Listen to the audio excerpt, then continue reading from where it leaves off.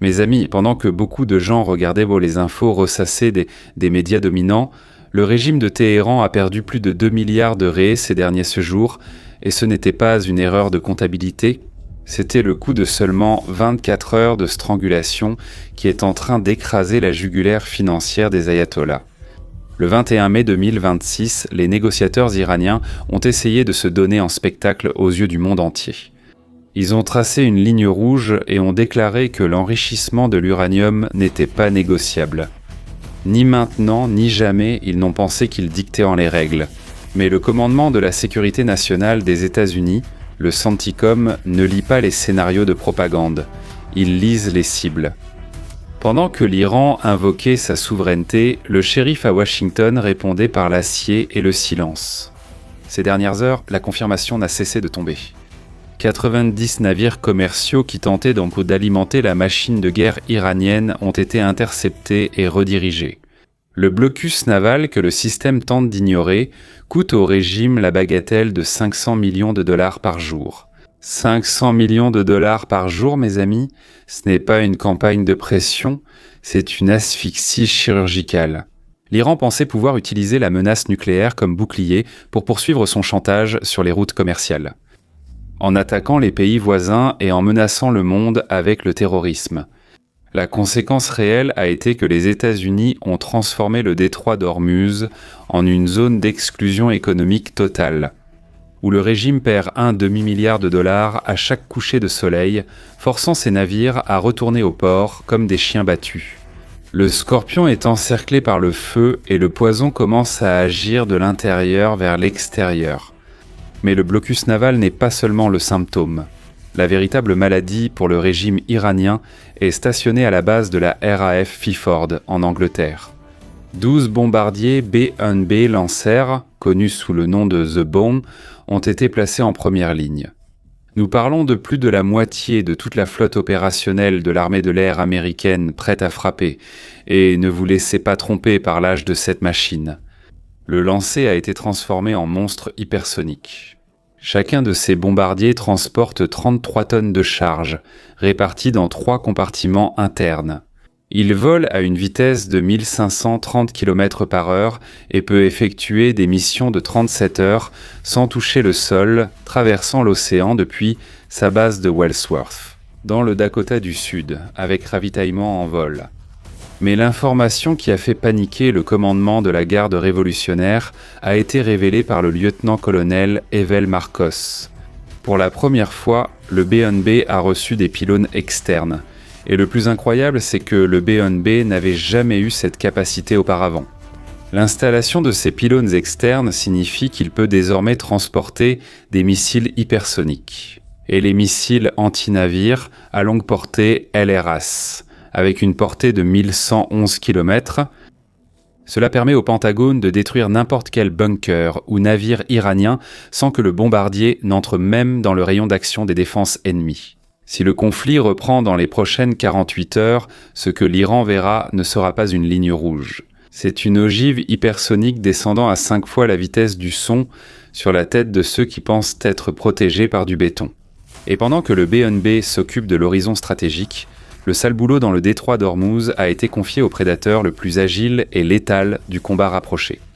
L'AH-1Z, Viper, le Zulu, est le cauchemar attitré des capitaines des vedettes rapides iraniennes.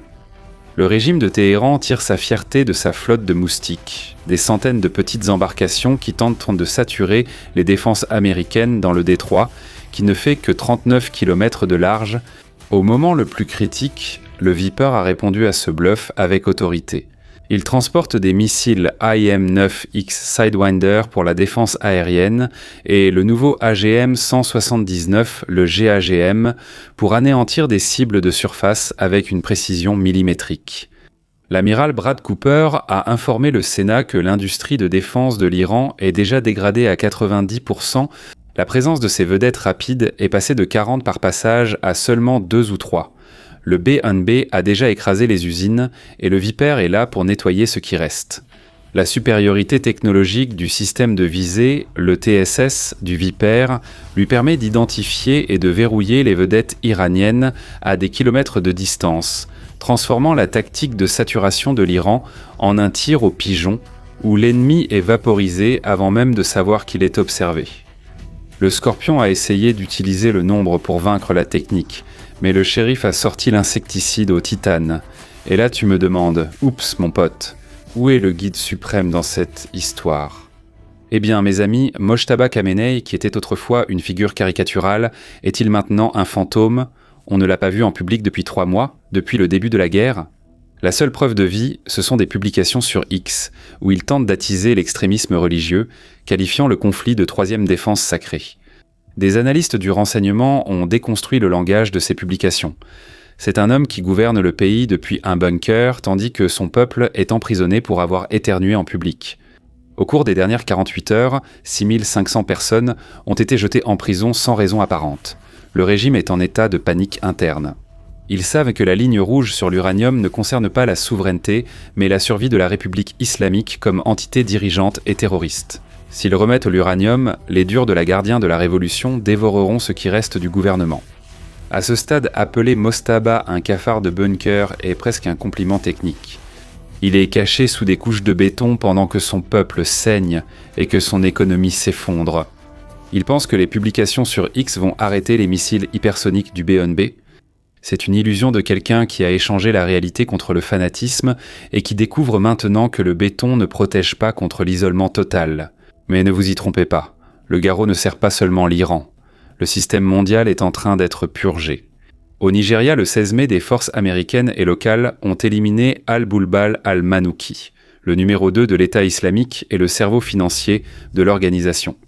C'était un succès de contre-terrorisme de premier ordre que les médias traditionnels, occupés par des récits idéologiques, ont choisi d'ignorer. Le shérif traque les pièces de l'échiquier une par une, mes amis. En Ukraine, les chiffres sont le hachoir à viande industrielle. Les pertes russes depuis février 2022 ont atteint le chiffre absurde de 1 352 000, soit 1 352 000 militaires éliminés. Rien que ces dernières 24 heures, il y a eu 910 pertes. La Russie a vidé ses prisons et brûle maintenant son avenir sur un front statique. Chaque soldat que Poutine sacrifie en Ukraine, c'est un de moins pour menacer l'OTAN. La Russie subit un régime forcé d'attrition catastrophique. Et la Chine, Shimon ? Eh bien, la Chine joue sur 3 fronts.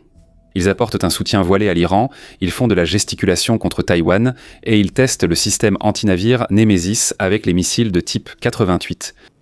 Ils veulent épuiser les stocks américains, mais le Pentagone a répondu avec le WC-135R Constant Phénix, le jet renifleur de radiation qui surveille chaque mouvement nucléaire sur le théâtre des opérations. La Chine veut la confusion, mais les États-Unis et Israël apportent de la clarté grâce à des capteurs de haute technologie. La stratégie chinoise de fomenter des conflits, par procuration, vise à créer une fenêtre d'opportunité pour une action à Taïwan. Mais la présence massive de bombardiers B-1B et la modernisation hypersonique montrent que Washington est prêt à se battre sur 2 théâtres simultanément, sans perdre en précision. Peut-il y arriver, mes amis ? Commentez. L'échiquier est en train d'être nettoyé et ceux qui ont misé sur le chaos commencent à payer la facture en dollars et en sang.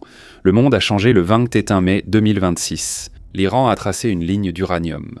Et les États-Unis ont répondu avec 90 navires, un blocus de 2 milliards de raies et une flotte de bombardiers qui n'épargnent pas les bunkers.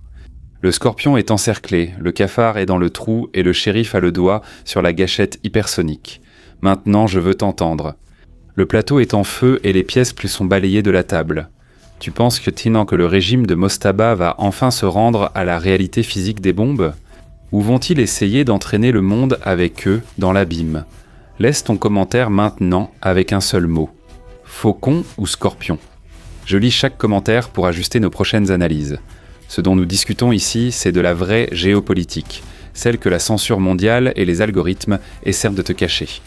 Et si tu veux avoir accès et poursuivre cette discussion de façon plus approfondie, continuer à accéder à mes rapports de renseignement de terrain et aux analyses qui décodent l'avenir, rejoins dès maintenant notre bunker de Intelligentsia. Nous sommes une communauté d'analystes. Nous sommes plus de 3000 soutiens de la vérité. Accède via le QR code qui s'affiche à l'écran, via le commentaire épinglé dans les commentaires et dans la description. Ça demande du travail de décoder, mes amis. Abonnez-vous, activez la cloche et likez la vidéo. Je vous laisse aussi la carte de notre chaîne séries et films. des conseils exceptionnels pour que vous puissiez en profiter avec votre famille, sans polémique, sans plainte. Je suis Shimon Oliveira et je vous attends dans la prochaine vidéo. À bientôt.